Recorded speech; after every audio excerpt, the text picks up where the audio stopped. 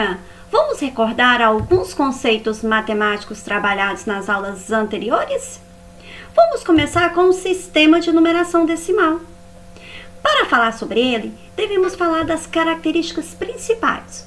O sistema de numeração decimal, como aprendemos, é de base 10, ou seja, ele é formado pelos algarismos 0, 1, 2, 3, 4, 5, 6, 7, 8, 9. Isso mesmo, todos os números são formados por esses algarismos, não é verdade? Além disso, o sistema de numeração decimal, ele é um sistema posicional. Isso quer dizer que o valor do algarismo depende da posição que ele ocupa no número. Para entender melhor isso, nas nossas aulas nós usamos diferentes materiais, como o quadro valor de lugar, conhecido como QVL, o material dourado, que vocês até fizeram um jogo em casa, e o abo, que foi construído por vocês usando copinhos. Todos esses materiais, eles contemplam as ordens do sistema de numeração decimal, a unidade, dezena, centena e unidade de milhar, que trabalhamos até aqui. Bom, mas vamos compreender melhor o que quer dizer esse valor posicional. Tem o número 1247 e quero saber qual que é o valor do algarismo 4 no número 1247. Para descobrir, vou usar o quadro valor de lugar. O primeiro passo é colocar o número 1247 no quadro. Sempre eu começo pela direita, ou seja, pela casinha da unidade. Então, eu tenho 7 unidades, 4 dezenas, 2 centenas e 1 unidade de milhar. 1 unidade de milhar, 2 centenas, 4 dezenas e 7 unidades. Mas o que equivale a essas ordens? Qual é o valor? 1 unidade de milhar equivale a 1000 unidades. 2 centenas equivale a 200 unidades. 4 dezenas equivale a 40 unidades. E 7 unidades equivale a 7 unidades. Assim, nós já temos segurança para definir quanto vale o 4 no número 1247. O valor posicional do 4 é 40. Bom, mas além do conceito do valor posicional, de usar a decomposição para encontrá-los, também foi ensinado o que é composição de números. Para explicar, ou melhor, retomar esse conceito, vou usar o material dourado. Aqui apresento 3 partes do material dourado: a placa, as barras e os cubinhos. Se tenho uma placa, ela equivale a 1 centena. Já as barrinhas equivalem a 5 dezenas e os cubinhos equivalem a 6 unidades. Assim, 1 centena é igual a 100 unidades, 5 dezenas é igual a 50 unidades, 6 unidades é igual a 6 unidades. Já é possível eu compor o número que está representado nesse material dourado. 100 mais 50 mais 6 tem o número 156. Bom, mas falamos também nas nossas aulas sobre comparação de números. Isso mesmo. Como saber dizer se um número é maior ou menor que o outro? Quando os valores são pequenos, é até fácil dizer, por exemplo, se 5 é maior que 3. Sim, é muito fácil. Mas, quando os números ocupam, por exemplo, a ordem da centena, como 837 e 847, como saber qual é menor e qual é maior?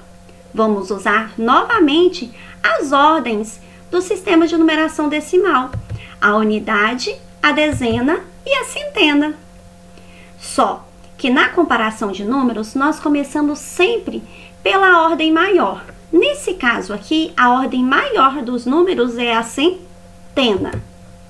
Observe que 837 possui 8 centenas e 847 possui também 8 centenas. Então, pela centena não vamos conseguir definir qual é o maior e qual é o menor. Partimos então para a ordem anterior, que no caso é a dezena. No número 837, a dezena equivale a 3. E no número 847, equivale a 4. Bom, por aqui nós já conseguimos definir se 837 é maior que ou menor que 847. Isso porque 3 é diferente de 4.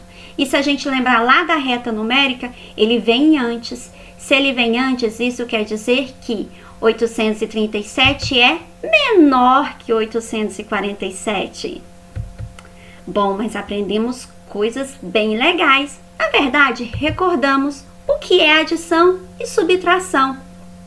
E foi muito legal porque nós descobrimos como saber se um problema é de mais ou de menos, identificando ideias dessas operações. Da adição, aprendemos as ideias de acrescentar, somar, juntar, agrupar, adicionar, total, ganhar, mais, comprar, achar e ao todo. Se o problema tiver essas ideias, com certeza ele vai ser de adição. Vamos ter que fazer a famosa continha de mais. Agora, se a situação problema apresentar essas ideias, tirar, perder, diferença, a diferença, resto, diminuir, emprestar, menos, a mais, dar e gastar, ele vai ser com certeza de subtração. Vai ter que fazer a continha de menos. Mas aqui vale ressaltar algo muito importante em relação às operações aditivas e subtrativas. Por exemplo, se eu tenho a conta 524 mais 123, aí para resolver eu vou ter que armá-la. E para isso eu posso usar o quadro valor de lugar, o QVL, para colocar os números na ordem correta e eu não me confundir na hora de calcular. Então vamos lá? O número 524 é o primeiro, então 4 unidades, 2 dezenas, 5 centenas. Agora o número 123, 3 unidades, 2 dezenas e 1 centena. Coloco o sinal da operação que mais, faço a separação com risco e agora é a hora de resolver. E aí, pessoal, eu resolvo começando de qual ordem? Da ordem menor ou da ordem maior? Começo sempre da ordem menor, que no caso é da unidade. 4 mais 3, 7. Dezena agora, 2 mais 2, 4. Centena, 5 mais 1, 6. Então, o resultado dessa conta é 647. E para finalizar, nós também estudamos por último, foi até semana passada isso, os sólidos geométricos, que são as formas espaciais que podem rolar ou não rolar. Como exemplo, posso citar para vocês o cilindro, o cone, o cubo, a pirâmide hexagonal, a pirâmide triangular, a esfera, o paralelepípedo, a pirâmide quadrangular e o prisma triangular.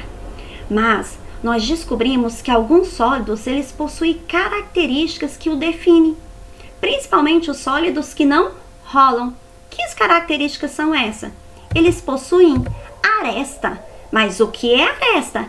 É essa linha que está destacada aí na figura de azul, que une os vértices, que são as pontas dos sólidos geométricos.